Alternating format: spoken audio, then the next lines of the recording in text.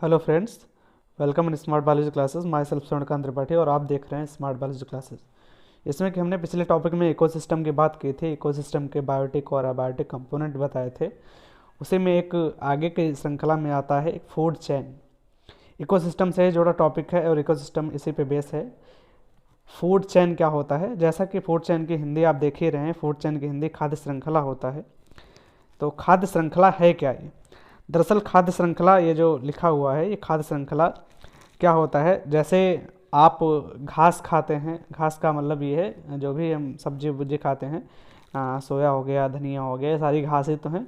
तो कहने का मतलब कोई भी जीवधारी घास पे पूरी तरीके से डिपेंड होता है। तो घास जो होती है वो प्रोड्यूसर होती है, मतलब यह है कि घास जो होती हैं वो अपना भोजन खुद बनाने में सक्षम होती है।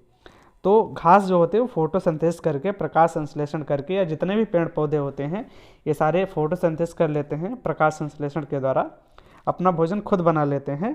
और उससे क्या उनको मिलती है? उससे बन जाती है एनर्जी, उनके अंदर क्या हो जाती है? एनर्जी। तो जो फूड श्रृंखला है, जो खाद्य श्रृंखला है, ये होती क्या है? ये लिखा है ट्रांसफर ऑफ एनर्जी। क्या होती है? एनर्जी का ट्रांसफर होती है फ्रॉम ग्रीन प्लांट्स। कहाँ से? ग्रीन प्लांट के द्वारा। किसमें होती है? एक सीक्वेंस टू ऑर्गेनिज्म। ऑर्गेनिज्म का एक सीक्वेंस होता है, जीवधारियों का एक सीक्वेंस होता है जिसमें लगातार ट्रांसफर होते रहते हैं। Order to different type of consumers. Order to different type of consumers. Different type of consumer क्यों हमने बताया है? क्योंकि कंज्यूमर जो होते हैं वो 3 प्रकार के होते हैं। कितने प्रकार के होते हैं? 3 प्रकार के होते हैं। एक होता है प्राइमरी कंज्यूमर, एक होता है प्राइमरी कंज्यूमर, एक होता है सेकेंडरी कंज्यूमर और एक होता है टर्सरी कंज्यूमर। 3 प्रकार के कंज्यूमर्स होते हैं, प्राइमरी, सेकेंडरी, टर्सरी। तो इसलिए जो घास होती है उसमें एनर्जी जो बनती है फोटोसिंथेसिस के द्वारा, जो प्रोड्यूसर में उत्पादक हैं, सही शब्दों में उत्पादक में जो एनर्जी बनती है फोटोसिंथेसिस के द्वारा, उसका नेक्स्ट लेवल पर ट्रांसफ़र हो जाना ही एक फूड श्रृंखला का रूप ले लेता है। जब ये प्रोड्यूसर जो होते हैं, उत्पादक जो होते हैं, उपभोक्ता में जाते हैं। उपभोक्ता मुख्यतः 3 प्रकार के होते हैं, जैसा कि हमने बताया था कि प्राइमरी उपभोक्ता जो होता है वो पूरी तरीके से प्रोड्यूसर पर निर्भर करता है। जो सेकेंडरी उपभोक्ता होता है वो पूरी तरीके से प्राइमरी पर निर्भर करता है। और जो टर्सरी होता है वो प्राइमरी और सेकेंडरी दोनों पे करता है। तो इस प्रकार से आपको ये फूड चेन समझ में आ गया होगा कि फूड श्रृंखला होता क्या है। चलिए आगे देख लेते हैं कि फूड श्रृंखला के टाइप्स क्या हैं, कितने प्रकार की फूड श्रृंखलाएं होती हैं। फूड श्रृंखलाएं मुख्यतः 2 ही प्रकार की होती हैं। एक है ग्रेजिंग फूड चेन और दूसरा है डेट्राइटिस फूड चेन। ग्रेजिंग डेट्राइटिस का मतलब है, ग्रेजिंग का मतलब ये होता है कि पेड़ पौधों से रिलेटेड है, हरी चीज़ों से रिलेटेड है, या कह लो चरने वाले जानवर, ग्रेजिंग मीन्स होता है। तो इस टाइप से जीवधारियों का जो एक क्रम होता है, वो जीवित जीवधारियों का जो क्रम होता है उसे ग्रेजिंग फूड चेन के अंतर्गत रखते हैं। जबकि डेट्राइटिस जो होता है अपघटक वाली एक क्रम आ जाती है, नीचे जब मृदा में बदलने का काम करते हैं ये अपघटक जो होते हैं सड़ी गली चीज़ों का। तो ये दूसरी फूड चेन होती है डेट्राइटिस, पहली होती है ग्रेजिंग फूड चेन। तो देख लेते हैं ग्रेजिंग फूड चेन होती क्या है। ग्रेजिंग फूड चेन, जिसको शॉर्टकट में जीएफसी बोलते हैं, ग्रेजिंग फूड चेन शॉर्टकट में जीएफसी बोलते हैं। तो हमने लिख रखा है इट स्टार्ट विद प्रोड्यूसर्स। कहाँ से स्टार्ट होती है? ये प्रोड्यूसर से स्टार्ट होती है, यानी पेड़ पौधे से स्टार्ट होती है। विच कैप्चर, जो क्या करते हैं? कैप्चर कर लेते हैं अपने अंदर क्या? सोलर एनर्जी कैप्चर करते हैं। एंड फीड करते हैं, भोजन ग्रहण करते हैं the energy into the food chain. Food chain के द्वारा एनर्जी ग्रहण करते हैं थ्रू फोटोसिंथेसिस। किसके द्वारा? फोटोसिंथेसिस, क्योंकि पेड़ पौधे फोटोसिंथेसिस के द्वारा ही एनर्जी बनाते हैं और फिर डिफरेंट लेवल पर उस एनर्जी का ट्रांसपोर्टेशन होता रहता है। तो इस प्रकार से ग्रेजिंग फूड चेन जो होती है वो कहाँ से स्टार्ट होती है? वो प्रोड्यूसर से स्टार्ट होती है, उत्पादक से, यानी पेड़ पौधों से। कहाँ से? पेड़ पौधों से। पेड़ पौधों से स्टार्ट होती है। तो ग्रेजिंग फूड चेन जो होती है पेड़ पौधे स्टार्ट होकर के फोटोसिंथेसिस की एनर्जी के द्वारा और डिफरेंट लेवल पर उनकी एनर्जी का ट्रांसफर हो जाना ही ग्रेजिंग फूड चेन कहलाता है। आशा करते हैं आपको समझ में आ रहा होगा। नेक्स्ट देखते हैं। फिर आता है डेट्राइटिस फूड चेन। अब ये क्या होता है? डेट्राइटिस फूड चेन को शॉर्टकट में डीएफसी बोलते हैं। ये इसमें लिखा है it begins with dead organism matter. Organism कह सकते हो और डेड ऑर्गेनिक मैटर कह सकते हो। ये कहाँ से स्टार्ट होता है? Dead organic matter. मान लो कोई चीज़ मर गई है, कोई जानवर है, कोई मर गया है, या कोई भी सड़ी गली कार्बनिक पदार्थ चीज़ें पड़ी हुई हैं, तो वहाँ से डिकम्पोजर उनको कैसे नष्ट करने का काम करते हैं, वहाँ से ये फूड चेन शुरू हो जाती है, डेट्राइटिस वाली फूड चेन।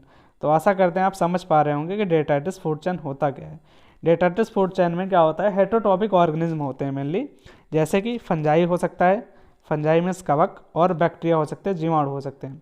तो ये ही मुख्यतः जो होते हैं डेड ऑर्गेनिक मैटर को चेंज करके सॉइल में बदलते हैं, मिट्टी में बदल देते हैं और पर्यावरण को साफ रखने में हमारी बैक्टीरिया मदद करते हैं, या माइक्रो ऑर्गेनिज्म कह सकते हैं कि पर्यावरण को साफ रखने में मदद करते हैं। तो इस प्रकार हमने अभी देखा कि जो फूड चेन है मुख्यतः 2 प्रकार की हैं। फूड चेन कौन कौन सी हैं? पहला है डेट्राइटस फूड चेन और दूसरा है ग्राजिंग फूड चेन। तो इस प्रकार से हमने देखा कि 2 फूड चेन होती हैं। अब आप लोग जान रहे होंगे कि फूड चेन जो होते हैं, जब कई सारी फूड चेन आपस में मिल जाती हैं तो उनको हम खाद्य जाल कहते हैं। एक फूड चेन होगी तो उसको खाद्य श्रृंखला का नाम देंगे, लेकिन अगर बहुत सारी वही खाद्य श्रृंखलाएँ आपस में मिल जाती हैं तो फिर एक जाल बना लेते हैं जिसको हम फूड वेब या खाद्य जाल के नाम से जानते हैं। इसमें क्या होता है कि डिफरेंट लेवल पर अलग अलग प्रोड्यूसर्स अलग अलग चीज़ों को खाते हैं।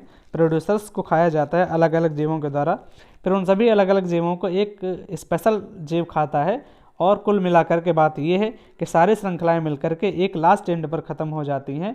इस प्रकार एक जाल का निर्माण हो जाता है जिसे हम क्या कहते हैं? फूड वेब कहते हैं या खाद्य जाल कहते हैं। जैसे कि हमने लिख रखा है, देखते हैं। लिखा है it consist of many food chains.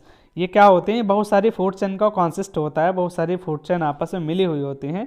As it is scene, जैसा कि आप देख रहे हैं, that the GFC is connected to DFC. GFC जो है वो किससे कनेक्टेड है? डीएफसी कनेक्टेड है। ये दोनों फूड चेन के प्रकार हैं, डीएफसी और जीएफसी। तो ये दोनों आपस में कनेक्ट रहते हैं एट सम लेवल, कुछ लेवल पर। कहाँ पर? जहाँ पर टर्सरी जो कंज्यूमर होता है वो फिनिश मर जाता है, उसके बाद में कौन काम करता है? उसके बाद में डीएफसी काम करते हैं, डेट्राइटिस फूड चेन, मतलब बैक्टीरियाज काम करते हैं सॉइल में बदलने के लिए, अपघटन करने के लिए। तो जैसा कि आप देख पा रहे हैं, लिखा है कि नेचुरली कनेक्टेड, हमने लिख रखा है नेचुरली इंटरकनेक्टेड। ये कैसे होते हैं? नेचुरली इंटरकनेक्टेड, प्राकृतिक रूप से एक दूसरे से जुड़ी हुई फूड चेन्स होती हैं, कॉन्सिस्ट ऑफ फूड वेब। और इस प्रकार से एक फूड वेब का फॉर्मेशन हो जाता है, एक फूड वेब बन जाता है। कहने का मतलब, जब बहुत सारी फूड चेन आपस में कहीं न कहीं पर प्राकृतिक रूप से मिली हुई होंगी, जुड़ी होंगी, तो संपूर्ण क्रम को, एक पूरे संपूर्ण घटनाक्रम को हम क्या नाम देंगे? फूड चेन का नाम देंगे। इस प्रकार से इसको हम समझ सकते हैं। आशा करते हैं आपको समझ में आ रहा होगा। हमने नीचे एक डायग्राम दे रखा है फूड चेन का, और नीचे उसके फूड वेब का भी डायग्राम आप देख सकते हैं कि जो फूड चेन होती हैं, देखो ये फूड चेन है। फूड चेन का एक फिक्स लेवल है। देखो लिखा है कॉर्न, मान लो ये कोई पेड़ है, इसको चूहे के द्वारा खाया जाता है, रैट के द्वारा खाया जाता है। और रैट को किसके द्वारा खाया जाता है? ऑल के द्वारा खाया जाता है। तो ये एक श्रृंखला बन गई है, इसे हम फूड चेन कहेंगे। जैसे दूसरा एग्जांपल देख सकते हो, कैरेट है। कैरेट को कौन खा रहा है? रैबिट खा रहा है। रैबिट को कोई फॉक्स खा रही है, और फॉक्स को कौन खा रहा है? लायन खा रहा है। तो ये इस प्रकार से आप देख सकते हो कि ये भी क्या बन गई? ये भी एक फूड चेन बन गई। क्या बन गई? ये भी फूड चेन बन गई।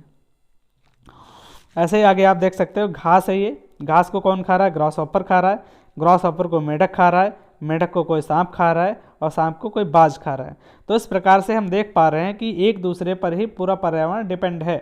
एक दूसरे से ही एनर्जी का लेवल ट्रांसफ़र होता रहता है। ये एनर्जी का लेवल लगातार आगे की ओर ट्रांसफ़र होता रहता है।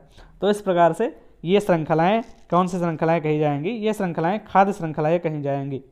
ये श्रृंखलाएँ सारी खाद्य श्रृंखलाएँ कही जाएंगी। ये फूड चेन, ये सारे आपने जो एग्जाम्पल्स देखे, ये फूड चेन के एग्जाम्पल थे। नेक्स्ट देखते हैं फूड वेव के एग्जाम्पल। फूड वेव देख लेते हैं। अब इसमें आप देख सकते हैं कि बहुत सारी श्रृंखलाएं आपस में एक दूसरे से इंटरकनेक्टेड हैं। जैसे कि पाइथन है, यहाँ पे मान लो शुरुआत से थोड़ा देख लेते हैं। जैसे कि आप अगर देखना चाहें, ये देखिए यहाँ पर ये कोई पेड़ है जिसको ग्रॉसहॉपर के द्वारा खाया जा रहा है। ग्रॉसहॉपर को रैट खा रहा है, रैट को पाइथन खा रहा है, और पाइथन को फिर कोई ईगल खा रहा है। फिर आप देख सकते हैं ऐसे दूसरी, मान लो ये ग्रासहॉपर है, ग्रासहॉपर को यहाँ पर ये फ्रॉग खा रहा है, और फ्रॉग को भी ईगल खा रहा है। या इस तरीके से हम देख सकते हैं फ्रॉग को ड्रैगन फ्लाइज वगैरह, ड्रैगन फ्लाई को फ्रॉग खा रहा है, फ्रॉग को फिर आगे सांप खा रहा है। तो इस प्रकार से तरह तरह के जीव आपस में एक दूसरे से इंटरकनेक्टेड हैं, इंटरलिंक्ड हैं। इस प्रकार से एक फूड वेव का निर्माण होता है। अलग अलग जीव अलग अलग जीवों को खा करके और अलग अलग अपने एक चैन बनाते चले जाते हैं आपस में, जो एक जाल का रूप ले लेती है, इंटरकनेक्ट हो जाती है। इसे हम टोटली क्या कहते हैं? फूड वेव कहते हैं। आशा करते हैं आपको समझ में आया होगा। अगर ज़रा से भी हमारी मेहनत आपको पसंद आई हो तो हमारे चैनल को लाइक करें, शेयर करें, सब्सक्राइब करें। Thanks for watching smart biology classes. Thank you.